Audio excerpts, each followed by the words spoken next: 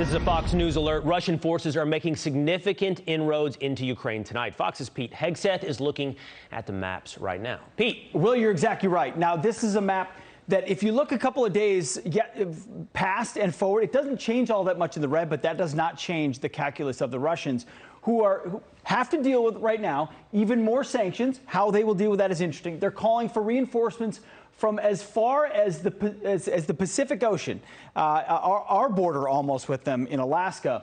And you've got new reports from ABC tonight that potentially additional weapons are coming in, anti-tank, anti-aircraft weapons on behalf of the Ukrainians. So dynamics always changing, but ultimately the Russians continue to make gains. And they're bogged down in Kiev, but the airstrikes continue across the country. Let me move it forward, if I may, to the next map, which is pertinent to some of the things you broke down tonight, which is so important. It's the fog of war, but do our best to break down fact from fiction of what's actually happening. Here's what we know about what's happening in the South. So you've got specific flashpoints which are important.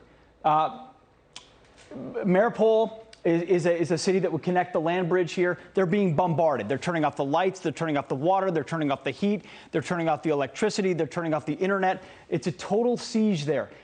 In Kherson, which is the first major city to be taken, Will, ultimately, the Russians have not attempted to occupy it. What they know they can't do is occupy city centers. They've committed almost 90% of their combat force around the border to Ukraine so far, and they can't occupy it. So they've put a Ukrainian flag there, but they are not trying to stay there. They're moving on. And ultimately, I love what you talked about as far as the nuclear facility.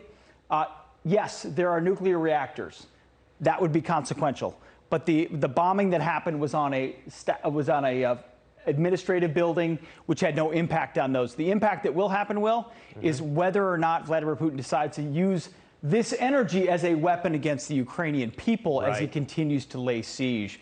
So he's moving forward. City centers, they can't control them. They're trying to move to Kiev ultimately if they That's can. really enlightening, Pete. And as we've talked about off camera and on Fox and Friends, we were a little too quick to dismiss Vladimir Putin in the opening days of this war. Too quick to dismiss Russia. I'll see you in a couple hours. You got it. On Fox and Friends. Hey, Sean Hannity here. Hey, click here to subscribe to Fox News YouTube page and catch our hottest interviews and most compelling analysis. You will not get it anywhere else.